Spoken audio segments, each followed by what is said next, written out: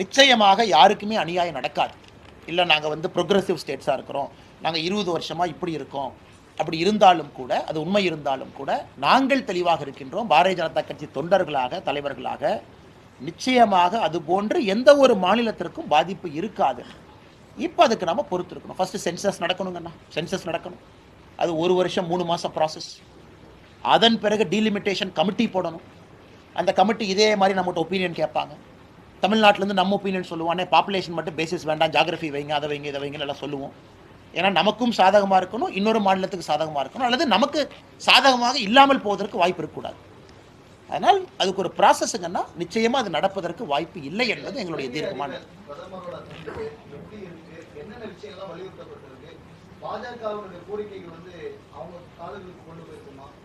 அண்ணன் நம்முடைய மத்திய இணையமைச்சர் அண்ணன் முருகன் அவர்கள் நேற்று மத்திய அரசு சார்பாக இலங்கை அதிபரை வரவேற்பதற்கு அண்ணன் முருகன் அவர்களுக்கு வாய்ப்பு கிடைச்சது.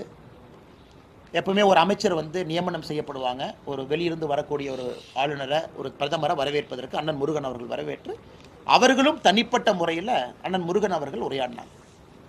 அதன் பிறகு பாரத பிரதமர் ஐயா மோடி அவர்கள் அவங்களும் தனிப்பட்ட முறை உரையாடி விட்டு பத்திரிகையாளர் சந்திப்பில் பேசினாங்க. அதில் பல விஷயங்களை குறிப்பிட்டு பேசினாங்க. முக்கியமாக இலங்கை அதிபராக பொறுப்பேற்ற பிறகு தன்னுடைய முதல் பயணமாக இந்தியாவுக்கு வந்திருப்பதே ஒரு மெசேஜ் கிடைக்குது அப்படின்னு பாராட்டினாங்க, நன்றி சொன்னாங்க.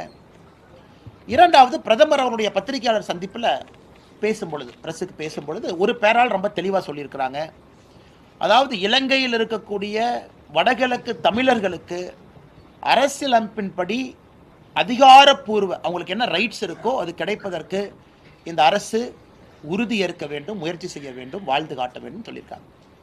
அதே நேரத்தில் நம்முடைய மீனவ பிரச்சனையை ஹியூமனிடேரியன் கன்சிடரேஷன் ஒரு வார்த்தையை மனிதாபிமான அடிப்படையில் நீங்கள் பார்க்கணும்.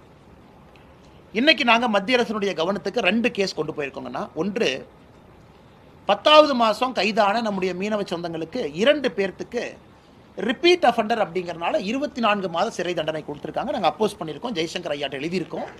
அதை நீங்கள் எடுத்து பேசணும். ஏன்னா தனிப்பட்ட முறையில் அவங்க என்ன பேசினாங்கன்னு நான் எனக்கு தெரியாதுங்கன்னா, எனக்கு தெரிஞ்சாலும் நான் சொல்லவும் கூடாது, எனக்கு தெரியக்கூடாது. ஏன்னா நான் ஏதோ ரகசிய காப்புன்னு எடுக்கலை. அதே போல் இரண்டாவது,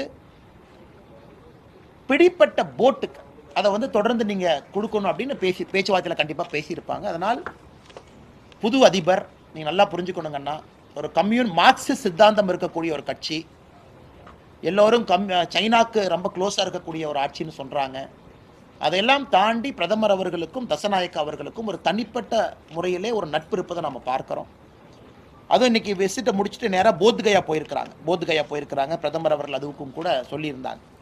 அதனால் நிச்சயமாக உறவு வலிமை பெற்று கொண்டிருக்கிறது. இதற்கு முன்பு இருந்த இலங்கை அரசு எப்படியெல்லாம் மனிதாபிமான அடிப்படையில் நம்முடைய மீனவ சொந்தங்களை விடுதலை செஞ்சாங்களோ அது நடக்கும். அதே நேரத்தில் நிரந்தர தீர்வும் வேகமாக கிடைக்கும் என்கின்ற நம்பிக்கை எங்களுக்கு இருக்குங்கன்னா, காலம்தான் பதில் சொல்லும். ஆனால் நமக்கு தெரியாதுங்கண்ணா அவங்க என்ன நாம் வந்து அதிகாரப்பூர்வமாக பிரதமர் பேசினதை உங்கள் முன்னாடி நம்ம சொல்கிறோம். பிரதமர் பேசின குறிப்பு உங்களுக்கு இருக்கு, எங்கிட்ட இருக்குங்கண்ணா.